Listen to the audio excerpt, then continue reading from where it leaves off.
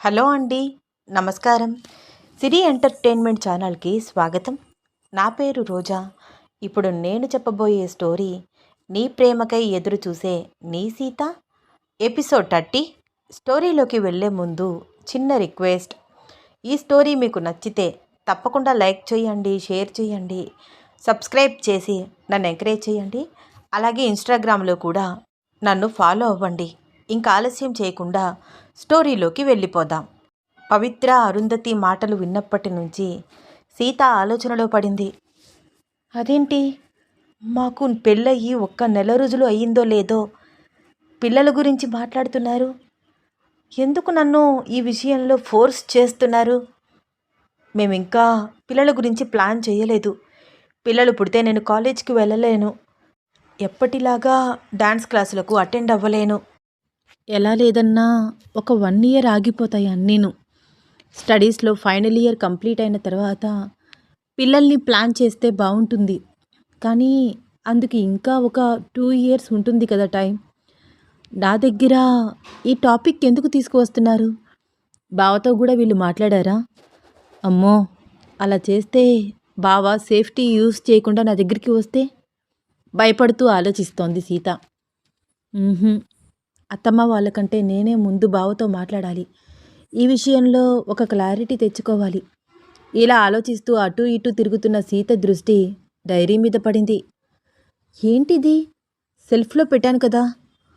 ఓ God, కింద పడిపోయింది. బావ చూశాడంటే మా ఇద్దరి మధ్య ఇది ఒక పెద్ద గొడవ తీసుకొస్తుంది అని ఆ బుక్ తీసి లోపల పెట్టేస్తూ, జానకి బావని కొట్టింది. తర్వాత ఏం జరిగి ఉంటుంది? జానకి చూపుల్లో అంత అసహ్యం కనిపించినప్పుడు మరొకసారి బావతో ఎలా మాట్లాడింది? బావతో ఇంట్లో నుంచి వచ్చేయడానికి ఎలా సిద్ధమయ్యింది? ఆ తర్వాత ఏం జరిగి ఉంటుంది? మళ్ళీ క్యారియర్ తీసుకుని డాక్టర్ క్యాంపుకి కానీ ఆ పిల్ల వచ్చిందా? ఆహా, అలా జరిగి ఉండదు. బావ తనని బలవంతంగా దగ్గరికి లాక్కుని ముద్దు కూడా పెట్టానని రాశాడు. ఇంత జరిగిన తర్వాత ఏ అమ్మాయి అక్కడికి రావడానికి ధైర్యం చేస్తుంది? తను వచ్చి ఉండదు. ఒకవేళ వచ్చిందేమో. అలా వస్తే కనుక బావపై ఆ పిల్లకి కూడా మనసులో ఎక్కడో ఇష్టం ఉన్నట్లే కదా. వాల్ క్లాక్ వైపు చూసింది సీత. ఇప్పుడు టైం జస్ట్ 12:30 అవుతుంది. బావ రావడానికి ఎలా లేదు అన్నా 1/2 అవర్ టైం ఉంటుంది కదా. చదివితే అమ్మో వద్దు. ఒక్కొక్కసారి ముందుగా కూడా బావ ఇంటికి వచ్చేస్తాడు. సైలెంట్గా రూమ్లోకి వస్తే అమ్మో ఎందుకు రిస్క్, ఈవినింగ్ చదవచ్చు అనుకుని ఆ బుక్ లోపల పెట్టేసి కబోర్డ్ తాళం వేసి దిండు కింద పెట్టింది ఆ కీ. ఫోన్ తీసుకుని రామ్కి మెసేజ్ చేసింది. బావా, ఎంతసేపు ఇంకా? సీత, వచ్చేస్తున్నాను, 10 నిమిషాలు, నువ్వు కిందకి రా. ఆ మెసేజ్ చూసి తుల్లిపడింది సీత. అయ్య బాబోయ్, వచ్చేశాడు. ఇంకా నయం. డైరీ తీసి చదువుతూ కూర్చుంటే తప్పకుండా ఈరోజు దొరికిపోయేదాన్ని. నా పర్సనల్ డైరీ చదువుతావా అంటూ గొడవ చేసేవాడు అనుకుంటూ గబగబా కిందకి దిగి రామ్ గురించి వెయిట్ చేస్తోంది సీత. రామ్ వస్తుంటే చిరునవ్వుతోనే పలకరించింది సీత. రామ్ కూడా చిన్ననవ్వు నవ్వి, సీత, నాకు బాగా ఆకలేస్తోంది, త్వరగా వడ్డించు. హ్యాండ్ వాష్ చేసుకుని వచ్చి కూర్చున్నాడు. చూసావా పవిత్ర, నా కొడుకు ఇంతకుముందు అమ్మ ఆకలి వేస్తోంది అని అడిగేవాడు. ఇప్పుడు సీత వడ్డించు అంటున్నాడు. నవ్వుతూ అంది అరుంధతి. పోనీలే వదినా, నీకు కాస్త అయినా రెస్ట్ దొరుకుతుంది. కోడలు వచ్చింది కదా, ప్రశాంతంగా ఉండు, నవ్వుతూ అంది పవిత్ర. ఒరేయ్, అది కూడా ఏమీ తినలేదురా, ఇద్దరూ కలిసి తినండి సరేనా అంటూ నవ్వుతూ పవిత్ర, అరుంధతి అక్కడి నుంచి వెళ్ళిపోయారు. సీత మౌనంగా ఏమీ మాట్లాడకుండా వడ్డిస్తోంది. అలాగే సీత వైపు చూస్తున్నాడు రామ్. ఏంటి, నా కోసం వెయిట్ చేస్తున్నావా నువ్వు? అవును బావా. అరే, ఎందుకే వెయిట్ చేయడం? లేట్ అవుతుందని చెప్పాను కదా. ఇద్దరం కలిసి తినాలనిపించిందా? అంది సీత. సరే, నువ్వు కూడా ప్లేట్ తెచ్చుకో, వడ్డించుకో. ఏంటే ఏమీ మాట్లాడవు? మొహం ఎందుకు అంత డల్గా పెట్టావు? ఏమైంది? ఆహా, ఏం లేదు, బాగానే ఉన్నాను. ఏం కాదు, నువ్వు చెప్పడంలోనే ఏదో ఉందని నాకు అర్థమవుతుంది. ఏమైందో చెప్పు. అబ్బా, ఏం లేదని చెప్తున్నాను కదా బావా. సర్లే, నువ్వు కూర్చో, ఇద్దరం కలిసి తిందాం. నాకు ఆకలిగా లేదు. వద్దు బావా. ఏంటి పిచ్చి పిచ్చి వేషాలు వేస్తున్నావు? ఆకలిగా ఎందుకుండదు? టైం చూడు ఎంతయిందో. నోరు మూసుకుని కూర్చో అంటూ సీత చెయ్యి పట్టుకుని లాగి కూర్చోపెట్టి మరీ వడ్డిస్తున్నాడు రామ్. తిను. ఏమిటలా చూస్తున్నావు? ముద్దలు చేసి నోట్లో పెట్టాలా ఏంటి? ఆహా, ఏం వద్దు బావా, నేను తింటాను. వెరీ గుడ్, త్వరగా తిను. సీత ఏమీ మాట్లాడకుండా ఆలోచిస్తూ అన్నంలో వేలు పెట్టి తిప్పుతోంది.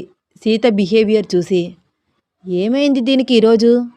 ఏయ్ సీత, తినవే అంటూ తానే ముద్దలు చేసి తినిపిస్తున్నాడు రామ్.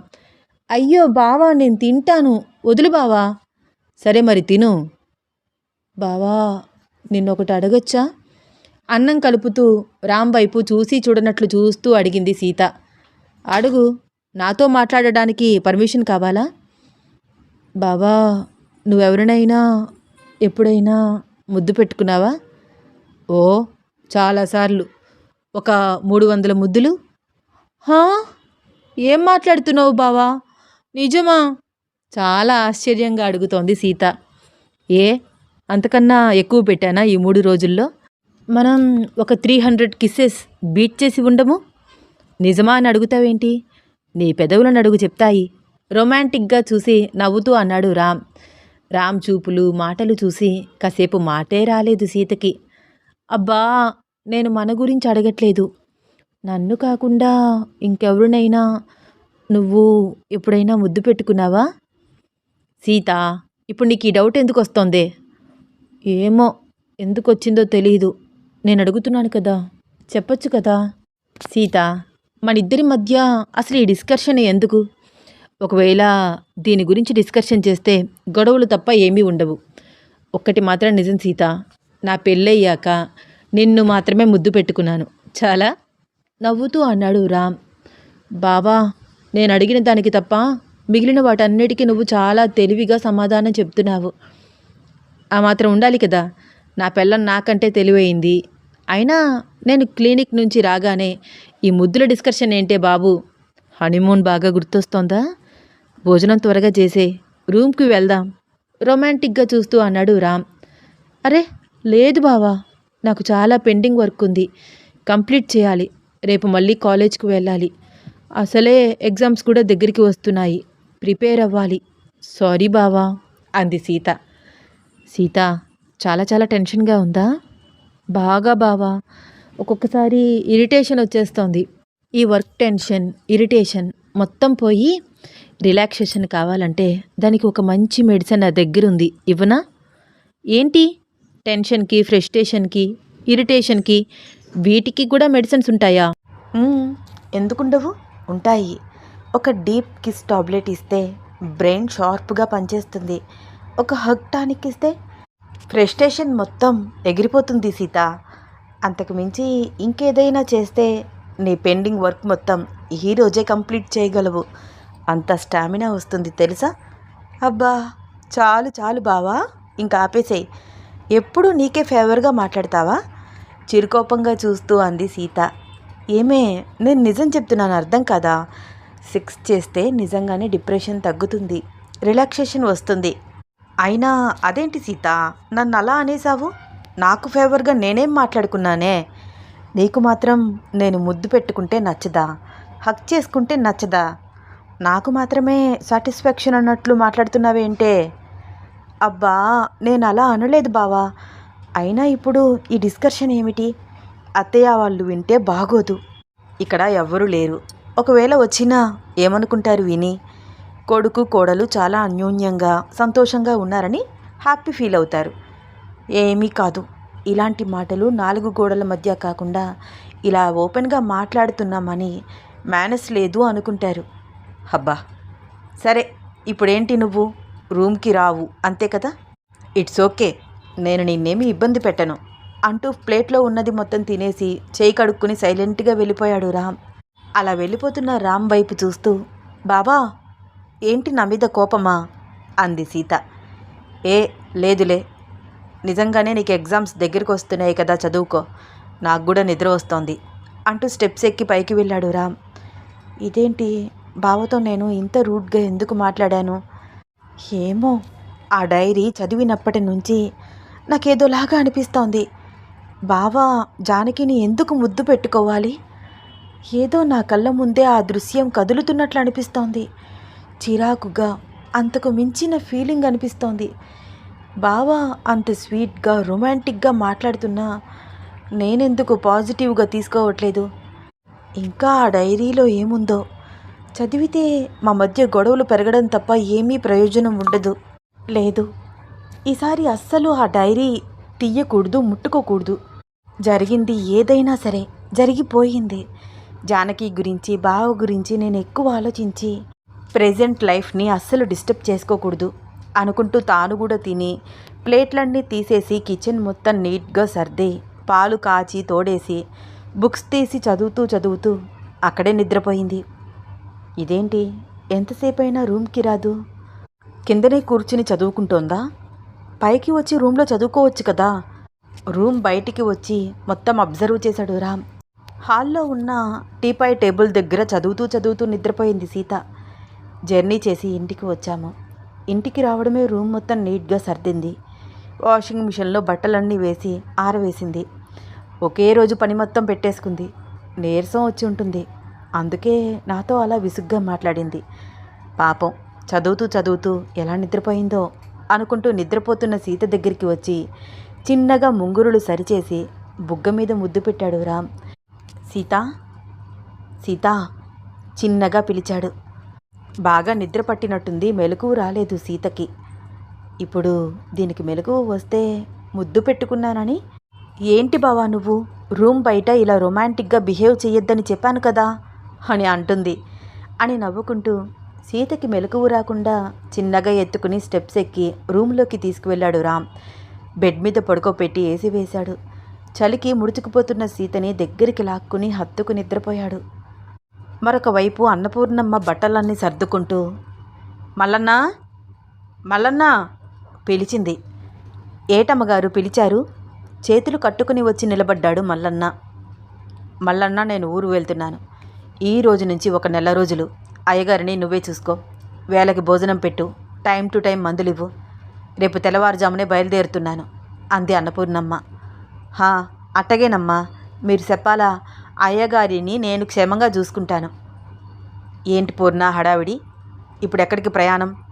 ఆ రూంలోకి వస్తూ బట్టలు సర్దుతున్నా అన్నపూర్ణమ్మ వైపు తేరిపారా చూస్తూ అడిగాడు రాఘవయ్య. ఏమీ లేదండి, 1 నెల రోజులు ఊరెళ్ళి వద్దాం అనుకుంటున్నాను. ఊరా? ఎక్కడికి? మీ ఇంటికి వెళ్తున్నావా? మీ అమ్మగారింటికా? కాదు, నా అల్లుడింటికి. పూర్ణ, ఎక్కడికి వెళ్తున్నావు నువ్వు? సరిగ్గా చెప్పు. రామ్ దగ్గరికి వెళ్తున్నానండి. ఈ 1 నెల రోజులు అక్కడే ఉంటాను. రామ్? ఎవరి గురించి మాట్లాడుతున్నావు నువ్వు? ఎవడు? ఆ రామచంద్ర గురించి మాట్లాడుతున్నావా? కోపంగా ఆవేశంగా అన్నాడు రాఘవయ్య. అవును, అక్కడికే వెళ్తున్నాను. నీకేమైనా పిచ్చా? నీ కూతురు చావుకి కారణమైన వాడి దగ్గరికి వెళ్ళి ఉంటావా? పైగా పెళ్ళికి కూడా నేను రాను అంటున్నా బలవంతంగా తీసుకువెళ్ళావు. వాళ్ళతో నీకేం పని? అసలు అక్కడ నీకేం పని? వెళ్ళాలండి, వెళ్ళాల్సిందే, తప్పదు. వాళ్ళ పెళ్ళయి 1 నెల రోజులు గడిచిపోయింది. వాళ్ళు అన్యోన్యంగా ఉంటున్నారో లేదో తెలుసుకోవాలి. పూర్ణ, నీకు రోజు రోజుకి బుర్ర పని చేయకుండా పోతోంది. వాళ్ళ అన్యోన్యత గురించి నీకెందుకు? నాకు కాక ఎవరికి కావాలండి? రామ్కి ఖచ్చితంగా తొలి సంతానం ఆడపిల్లే పుడుతుంది. అది మన జానకినే. నా కూతురు నాకు మళ్ళీ తిరిగి వస్తుంది. ఆ సమయం కోసం ఎదురు చూస్తున్నాను. మీకేమీ తెలీదు, మీరు మాట్లాడకండి. ఏమిటే నువ్వు? ఏం మాట్లాడుతున్నావు?